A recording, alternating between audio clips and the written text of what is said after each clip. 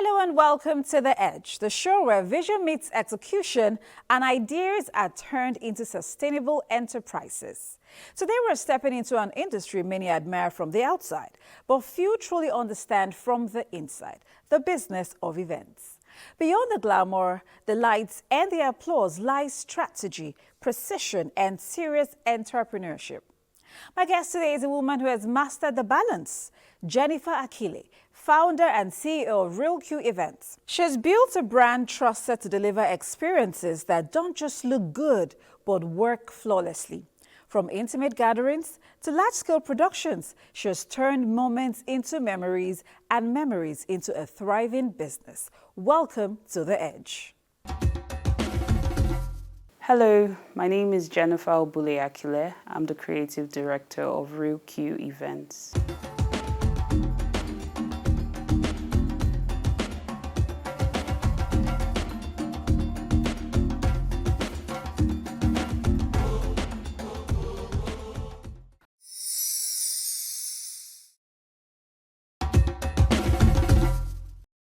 Every business starts with an idea, but not every idea survives execution. To begin our conversation with Jennifer today, let's go back to the very beginning. Before the big events, before the reputation, before Realcue became a trusted name, there was an idea. Here we will explore the identified problem, the choice of events as a business, and how vision turns into a viable enterprise. I started Realcue Events, I believe, 6-7 years ago.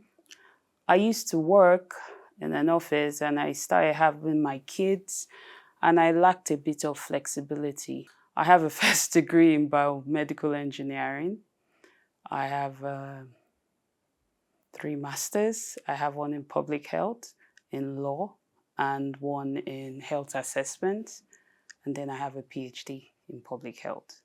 So this is not my field, naturally, but I used to like to have parties for my kids and people would do the decoration. I always had something to complain about. And I also found that I wasn't as fulfilled I didn't feel completely happy with what I was doing. So one of my son's birthdays, I decided to try my hand at it instead of complaining all the time. And it went really well. And my friends were like, oh, they would be willing to pay me for this. And that was literally the start of Realcue. So I don't actually have any formal training. It's more of a passion, which became my daily source of income as opposed to something I trained for or something I went to school for. This is totally not my field. But I'm still a consultant in public health, but I have a serious love and a lot of affection for event decoration, planning, and styling. I believe because of my exposure to different environments and different spaces, different countries, it has made Realcue easier for me because event planning is a business where you have to be able to sell yourself to the client.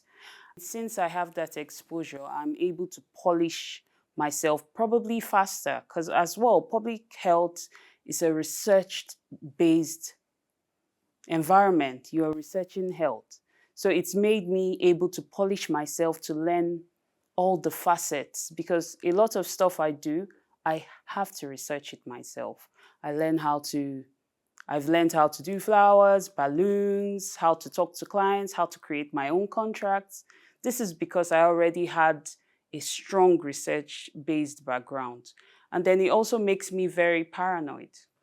So in our society, I'm very particular about my artisans. There are a lot of things I don't agree to because I have a safety background. So you would find that maybe something which could be done in an easier and simpler way, I want the safest way possible. So it affects me.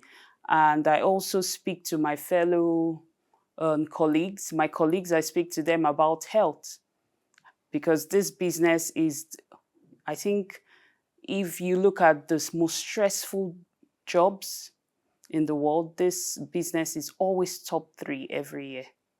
So it means I get to speak to my colleagues, tell them on how to reduce their stress, how to make sure this is what they should do, these are their health stressors, these are the it's the econometrics. There's so much involved in decoration business. So you have to be able to also put your health first. So that part of my life helps me speak to them and change their perspectives. When I came into the industry, there were a lot of, and there are still a lot of people who come in day to day. I just knew that, first of all, as a woman and as a married woman, I need to be happy with myself. If I'm not happy with myself, if I'm not happy in my daily life, sometimes as you go through life, you find that maybe you're missing something. You just don't feel whole immediately. So I feel like when I gained this as an extra ability, it made me feel better. It also made me feel more whole. And in that way, I'm happier at home. I'm happier in my event decoration. And then I'm now filling a gap, because at least if you speak to people, a lot of my clients will tell me, oh, you're doing what I've always wanted. This was missing. This was your attention to detail. Your work is different. I get those sorts of comments. So I must be filling a gap, even if I don't know it. The biggest thing I had to learn, and it was an issue personally for me. Why I say that is because when managing clients, I wasn't in a field that required me meeting people one-on-one. I was more research-based. But now I had to manage people and manage their expectations, manage their hopes and aspirations. Because when people have events, they have so many plans, you have to manage their budget. So you have to keep everything in line so that there's no disappointment. So I had to learn. I had to learn how to manage my clients efficiently without causing more stress to them, and also not making promises that I couldn't live up to. So that was a very serious learning curve for me. Here on The Edge, we don't just talk passion, we talk profits, structure, and sustainability. The events industry is one where money can move fast, but also disappears quickly if systems are weak. It's time for Money Minute, where we break down one smart financial insight every entrepreneur should know.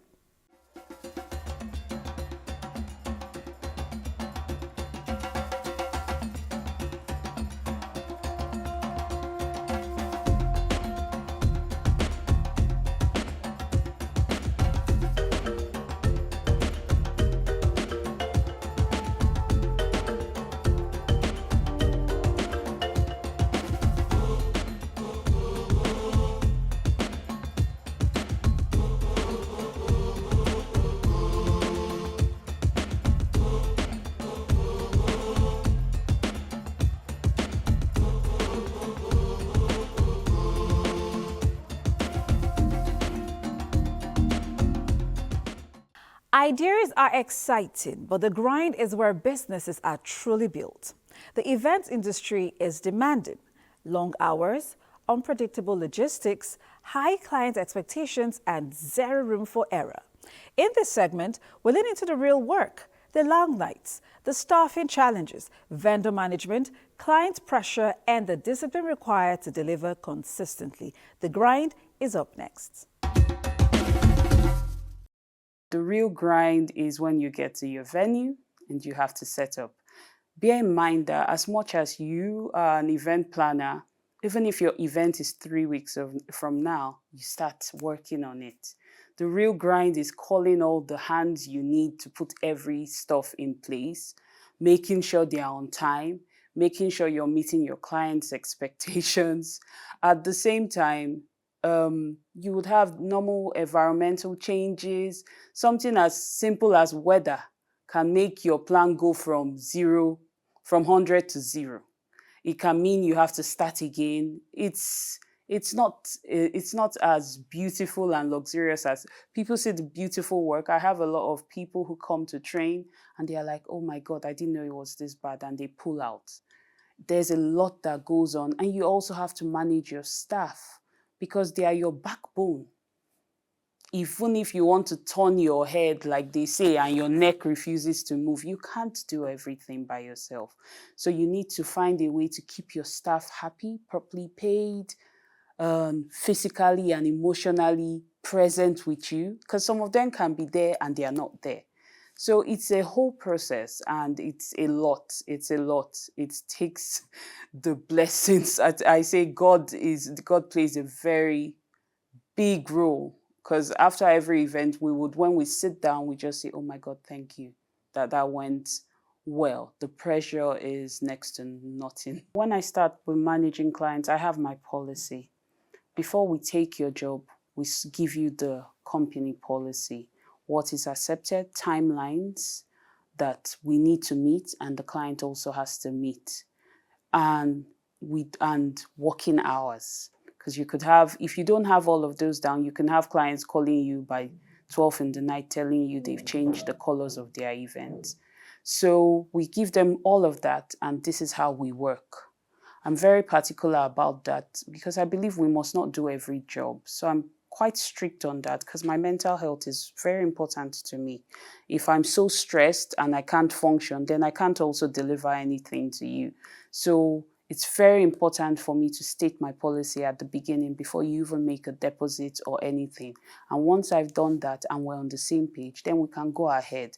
Definitely, there could be hiccups as we go through, but I always bring out the policy if there's need for that. But if it's a little like something I can handle, then I just take it as a little bump on the way and we manage it as we go. It's not always straightforward, but I believe I'm yet to, immediately I had my policies in, it cut off a lot of garbage that you would get on the way. With staffing, my staff, they have their contracts. They also have HMO. And then we get contract staff once in a while. Those staffs, they come in and they go. So there's only so much you can do. But I try not to completely build my world around my staff because it's an open world. It's a free world. People are allowed to, labor is mobile. So you have to make sure that you also, even if you're a decorator, you know your work so that if someone steps out, you are able to continue. I believe a lot of people who have issues, sometimes they don't actually know the ins and outs of their own business. So it makes it difficult. And then there's always a backup. Nobody is indispensable. So if you are over my carpenter, there's a second carpenter. If you are my florist, I have 2 more. So there's always someone to step in, just so we can deliver what we have promised. I've had a case where a client changed the venue completely, and they moved from a venue that was for 300 guests to 1,000 guests. And it was told to us on Wednesday for an event on Saturday. We took it, but it was very stressful. Even the client was stressed because the decoration you have to put in a hall, which is 300 guests, it's not going to be the same decor you're going to put. So you're doing so much. And keep in mind, sometimes you don't have all the items. You have to rent it. And the rental companies are not keeping these items waiting for you. They have other jobs as well. So sometimes it's easier said than done. So we don't promise anything till we're quite certain we can achieve it. I had an event where I did the decor and we did everything and we set up. And then the client said she didn't like it and it was the worst decor she had ever seen. It was so dramatic that she was screaming at the event and we were not even there. I only heard about it after the event. But I was just like, I can't believe this happened. But I wouldn't say it just made me cross my T's and dot my I's better and be very clear in my communication with every client. If I see a problem during viewing, I bring it to your notice immediately. I don't assume you can see the problem. If there are any issues with the space that I can't change, I make it known to my clients. At this point in the conversation, it's time for our Edge Quote, a thought that captures the spirit of this journey.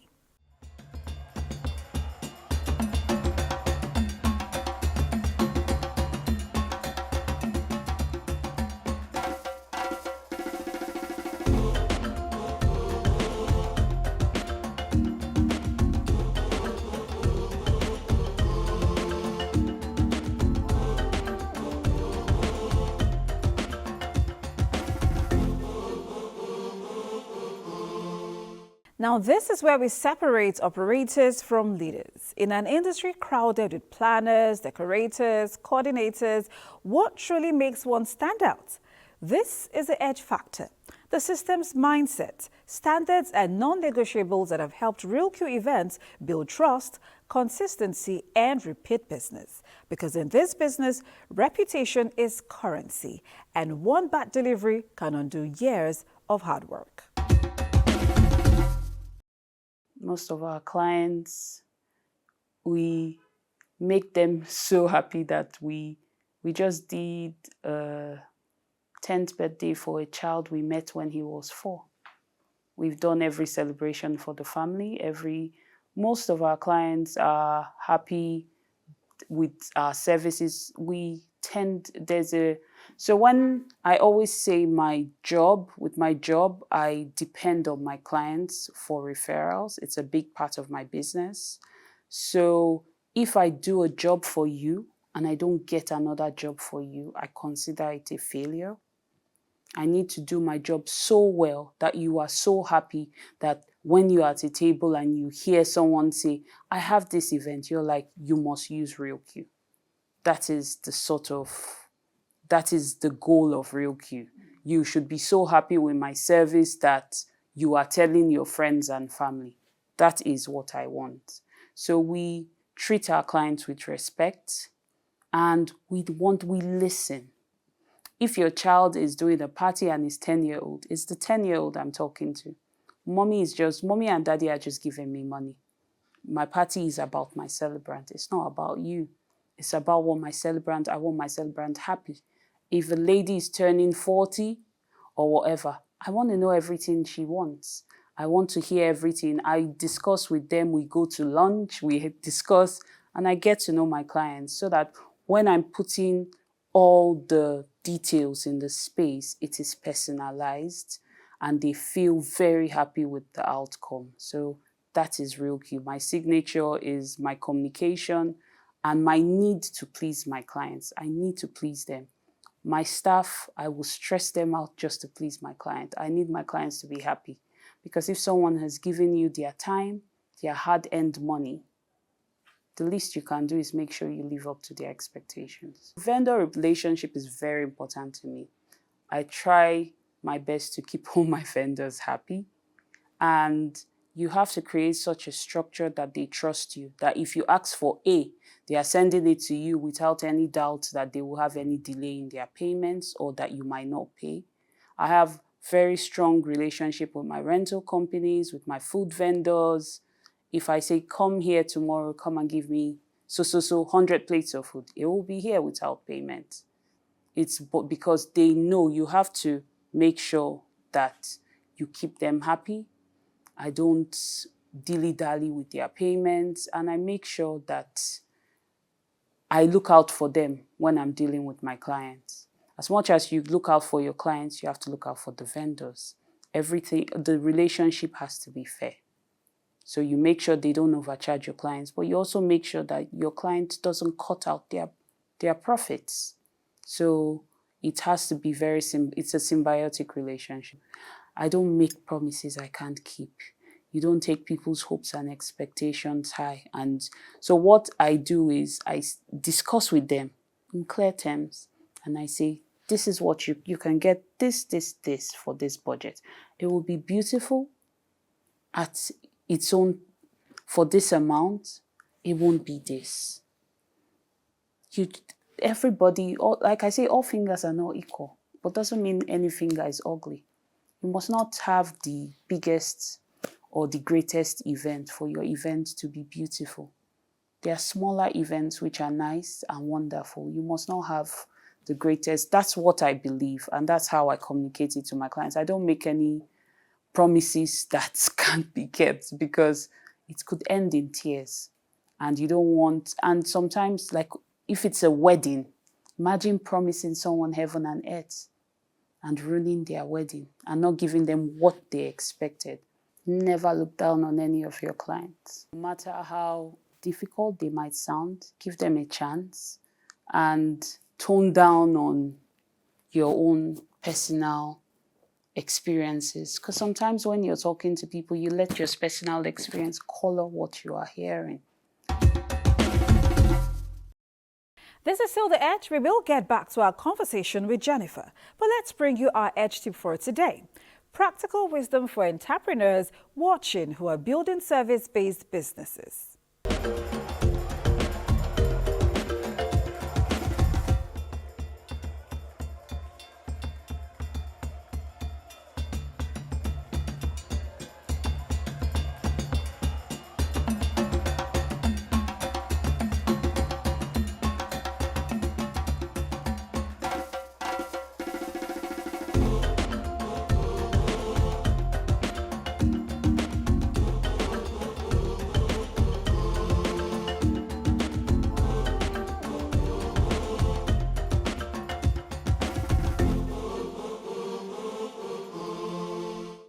The industry is evolving, clients are more informed, budgets are tighter, and expectations are higher. So what does the future look like? In this Future Forward segment, we talk about growth, scaling beyond hustle, building teams, embracing structure, and positioning an event brand for longevity in a fast-changing market, because sustainability is the real win. I would like to have not just bigger events. I would like to be able to have students that I would like to train people to go into the event industry that have their own successful businesses, that can that can fend for their own families from their business because of that training that I've been able to give them. I have one student so far, and she started her business and she's doing pretty well. In fact, I'm so proud of her. So I would like to have more people that I have trained and people that have staff that have gone through my business who feel that they've been able to have their own. How do we say it? It's like the thing Igbo people do where they train people through them, the boys. I don't know what they call it, but I would like to have that. I feel there's a different level of fulfillment you get from knowing that you're able to help somebody who is able to help other people. I always say that I would like to be known for being different but now I need to embody that word different. So different in, I had integrity, difference in the fact that I gave what was promised, difference in that I made sure that my clients were happy, and that if you see my job, you would immediately know this is Realcue's work.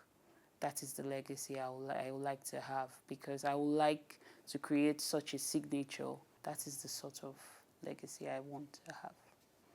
And you would know that it's clean, it is properly thought about, and it was done with a lot of passion and love and care. That is what I would like my legacy. When you want to do something, you just have to go into it and try your best. At least you would know you tried. So I would tell young people, look for someone around you who is into events, planning or decorating, styling. Go and work under them. See the day-to-day hustle. See if it's what you want. Not everything that glitters is gold. Don't just look at the beautiful outlook. Event planning, you do the decoration for 2-3 days. The event maybe starts by 1 o'clock. By 8 o'clock, you're tearing down everything you've put into it. Take classes there are so many decorators with so many classes. Find your niche.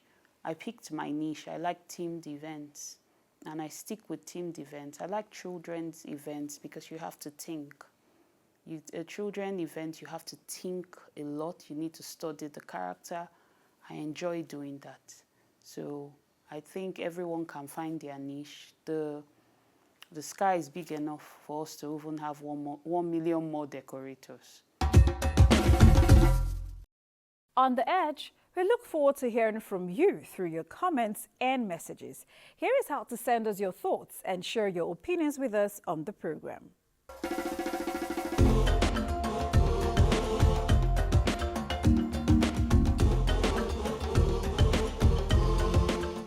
From vision to execution, from pressure to performance, today's conversation reminds us that some businesses are built quietly, but they run deeply. Jennifer Akhile's journey shows us that success isn't about spectacle. It is about structure, discipline, and the courage to deliver when it matters the most. We've come to the end of today's edition, but until we bring you another bold story next week, stay bold, stay inspired, stay on the edge. My name is Tochi Eputa. See you next time.